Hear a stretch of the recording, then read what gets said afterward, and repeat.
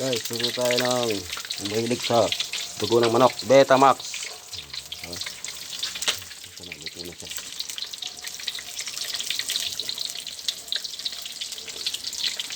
Ano yun, Betamax. Tingnan natin mamaya. Umulan, bumagyo. Naglalagay pa yung payong. Patay na. Yung mahilig sa Betamax. So,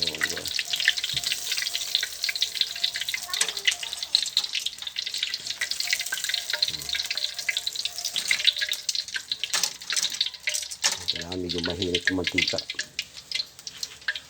Yung sa arena. May sili-sili pa. Oh. Marinate. So mo. Para magkaroon siya ng pabalat. Diba?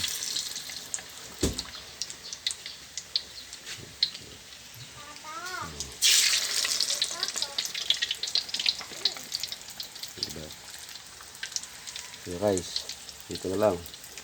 Merienda kayo. Merienda tayo. Maya.